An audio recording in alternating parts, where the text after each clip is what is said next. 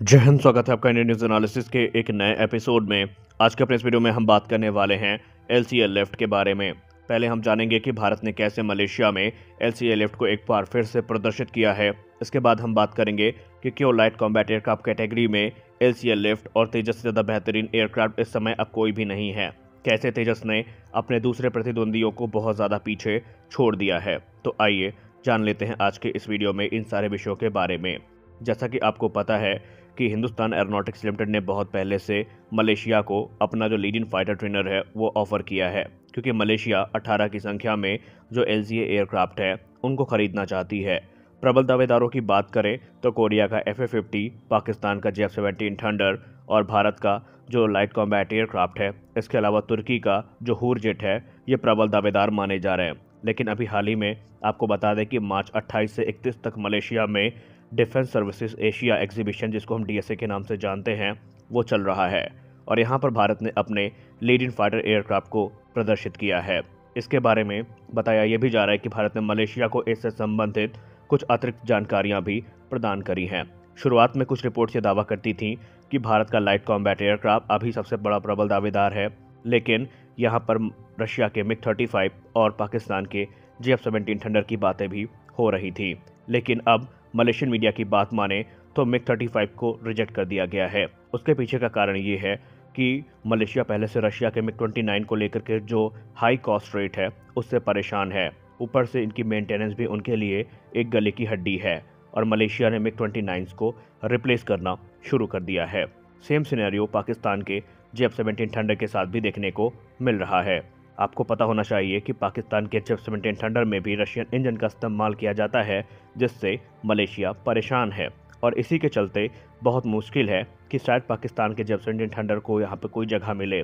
दूसरा बड़ा कारण ये बताया जा रहा है कि जिस प्रकार के प्रतिबंध रशिया पर लगाए गए हैं, ये भी एक अहम भूमिका निभाएंगे JF-17 थंडर को इस पूरे लिस्ट से बाहर करने में।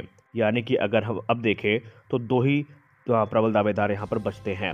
पहला तो भारत का लाइट कॉम्बैट एयरक्राफ्ट तेजस और दूसरा है तुर्की का हूरजेट। लेकिन हूरजेट जो कि अभी अपने वास्तविकता को प्राप्त करने से बहुत पीछे है, इसलिए उसकी संभावनाएं भी काफ़ी कम हैं। हालांकि माना यह जा रहा है कि बहुत जल्द मलेशिया इस पर कोई बड़ा निर्णय लेगा। वहीं कुछ मीडिया सोर्सेज ये भी दावा करते हैं कि ये जो खरीद है इस पर निर्णय Langkawi international maritime and aerospace exhibition यानी लीमा 2023 में लिया जाएगा। अगर हम मलेशियन मीडिया की बात माने तो तुर्की का जो हूरजेट है वो उनके लिस्ट में अभी नहीं है और लाइट कॉम्बैट एयरक्राफ्ट अभी भी उनकी पहली पसंद बन के सामने आया है। लेकिन भारत के सामने चुनौती ये रहेगी कि मलेशिया जो भी एयरक्राफ्ट लेगा उसमें इजरायली कंपोनेंट्स एक्सेप्ट नहीं किए जाएंगे, यानी भारत को फुली कस्टमाइज LCA तैयार करना पड़ेगा। अब आइए जान लेते हैं कि भारत का LCA क्यों लाइट कॉम्बैट एयरक्राफ्ट कैटेगरी में सबसे बेहतर एयरक्राफ्ट बन के सामने आया है और कैसे भारत ने इसको इम्प्रूव किया है और कैसे भारत दुनिया से आगे निकल रहा है जब बात आती है लाइट कॉम्बैट एयरक्राफ्ट कैटेगरी की। सबसे बड़ी बात तो यह है कि लाइट कॉम्बैट एयरक्राफ्ट में जो टेक्नोलॉजीज, जो इक्विपमेंट्स और जो हथियार इस्तेमाल किए जा रहे हैं वो अपने क्लास के सबसे बेस्ट हथियार होने वाले हैं। पहले हम बात कर लेते हैं इनके एवियोनिक की। दोस्तों, भारत ने उत्तम एसा रेडार स्वदेशी तौर पर डेवलप किया है, जो कि किसी भी दूसरे एसा रेडार को बहुत अच्छी टक्कर दे सकता है और उनसे अच्छा भी साबित हो रहा है। इसके अलावा लाइट कॉम्बैट एयरक्राफ्ट में जो एवियोनिक सेक्शन है, जो कॉकपिट है, वो इस प्रकार से डिज़ाइन किया गया है कि आने वाले समय में जो ज़रूरी अपग्रेड्स हैं, जो परिवर्तन हैं, वो आसानी से यहाँ पर किए जा सकते हैं। भारत ने मलेशिया को पूर्व में कहा था कि आपकी जो भी रिक्वायरमेंट है आप हमसे बताएं, हम कस्टमाइज़ करने के लिए तैयार हैं। वहीं जब बात आती है लाइट कॉम्बैट एयरक्राफ्ट के हथियारों की, तो यहाँ पर कोई दूसरा एयरक्राफ्ट तेजस के आसपास भी नहीं टिकता है। हम ऐसा क्यों बोल रहे हैं आपको तुरंत समझ में आ जाएगा। दोस्तों, आपको बता दें कि तेजस में अभी हाल ही में JDAM जो किट्स हैं इनको इक्विप करने की बात कही गई है। JDAM यानी जॉइंट डायरेक्ट अटैक म्यूनिशन, यानी ये ऐसे बॉम्ब हैं जो लेज़र गाइडेड हैं और अमेरिका इनको काफ़ी लंबे समय से इस्तेमाल करता है और अब यही बॉम्ब लाइट कॉम्बैट एयरक्राफ्ट के स्ट्राइक पैकेज का हिस्सा बनेंगे। इसके अलावा तेजस में अस्त्र मार्क 1, अस्त्र मार्क 2 और बहुत पॉसिबल है कि अस्त्र मार्क 3 का भी इंटीग्रेशन किया जाएगा।